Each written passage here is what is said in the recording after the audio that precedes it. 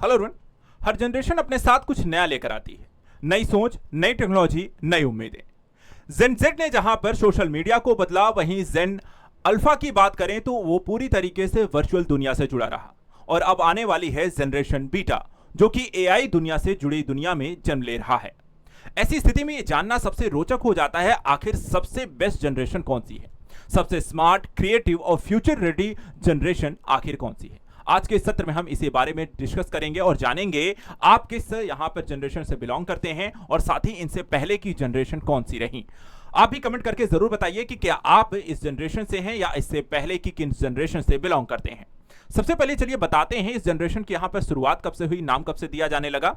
तो 1883 से 1900 का, जिसे लॉस्ट जनरेशन कहते हैं। प्रथम विश्व युद्ध के पहले की स्थिति, जहां महामारी के प्रकोप की स्थितियां देखी जाती थी। इस दौर का जो व्यक्ति होता था वो उदास, मेहनती और कम बोलने वाले लोगों को कहा जाता था लॉस्ट जनरेशन। इसके बाद जो अगली जनरेशन आती है 1901 से 1927 के दौर से, जिसे ग्रेटेस्ट जनरेशन कहा जाता है। इसका कारण यह था क्योंकि इस समय अगर हम देखें तो गरीबी यहां पर बहुत ज्यादा थी। प्रथम विश्व युद्ध ये लोग झेलते हैं, उसके बाद महामंदी का दौर चलता है। उसके बावजूद अगर हम देखें तो ये लोग देशभक्त होते थे, बहुत मेहनत करने वाले लोग होते थे और लगातार अपने देश के लिए यहां पर उसे फिर से खड़ा करने में लगे रहते थे।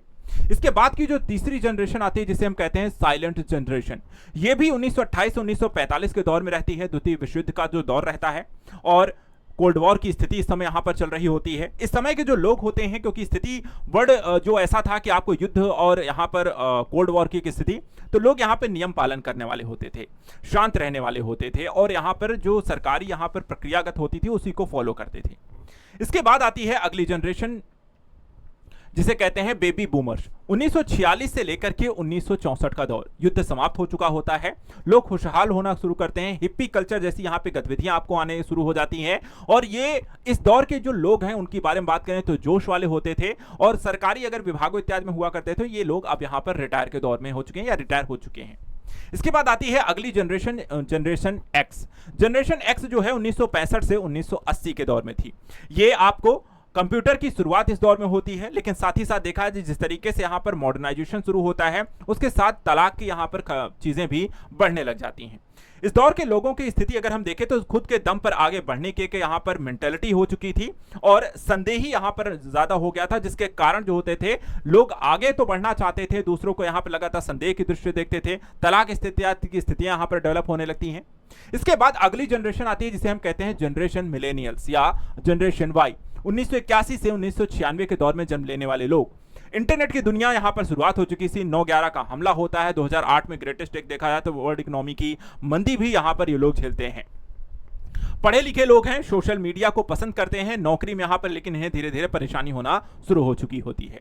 इसके बाद आती है वर्तमान समय में यहां पे जनरेशन जेड, जो सबसे ज्यादा यहां पर आपको जेन जेड के नाम से चर्चा का विषय है। 1997 से 2012 के दौर में ये स्मार्टफोन का यूज करते हैं, कोविड का दौर झेल चुके हैं, टिकटॉक जैसे यहां पर आपको व्हाट्सएप, सोशल मीडिया, इंस्टाग्राम पे बहुत ज्यादा एक्टिव हैं और सोशल मीडिया को यहां पर पूरी तरीके से बदल दिया है।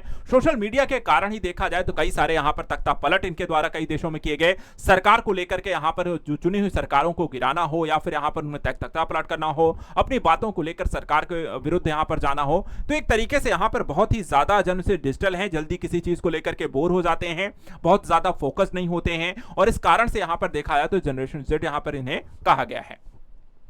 इसके बाद आती है जनरेशन अल्फा।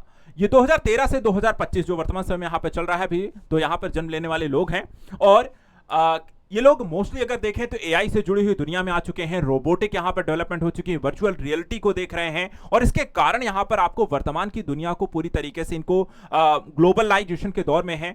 दोस्त इनके देखा जाए तो ग्लोबल वर्ल्ड पे हैं और टीचर्स को लेकर के एआई दुनिया से जुड़े हुए नई नई चीजों को लगातार सीखते रहते हैं। अभी बच्चे यहां पर तकनीकी रूप से मोस्टली घिरे हुए आपको देखने को मिलेंगे और इसके बाद आएगी 2025 के साथ ही शुरू हो जाएगी 2039 तक जनरेशन बीटा, यानी कि आने वाली जनरेशन। ये 2025 से शुरू होंगी और यहाँ पर क्या देखेंगे, ज्यादा एआई देखा जाए तो एआई इंटीग्रेटेड दुनिया से जुड़ेंगे। इनको यहाँ पर रोबोटिक्स और टीचर या एआई जो है इनको पढ़ाने और कार मशीनरी हर तरीके की जो दुनिया होगी उनकी पूरी तरह एआई इंटीग्रेटेड होगी। हर तरीके का काम, स्पेस ट्रैवल, पर्यावरण संकट इत्यादि को लेकर ज्यादा मुखर होने वाले हैं और ये जनरेशन यहाँ पर आपको देखा जाए तो फ्यूचर रेडी जनरेशन भी हो सकती है। तो अब ये बताइए, हमने यहाँ पर सभी जनरेशन के बारे में डिस्कस कर लिया, अब आपको जनरेशन सबसे कौन सी कूल लगी और यहाँ पर आपके लिए सबसे, आप किस जनरेशन से बिलोंग करते हैं, कमेंट करके जरूर बताइए। अगर आपको वीडियो यहाँ पर पसंद आता है तो हम नेक्स्ट यहाँ पर ऐसे ही वीडियो लेकर आएंगे जहां पर बात करेंगे जनरेशन बीटा के बारे में, यानी आने वाली जनरेशन के बारे में थोड़ा सा डिटेल से, किस तरीके की जॉब्स होंगी, क्या होगा इनके लिए। आज के लिए फिलहाल इतना है। Thanks so much and good luck.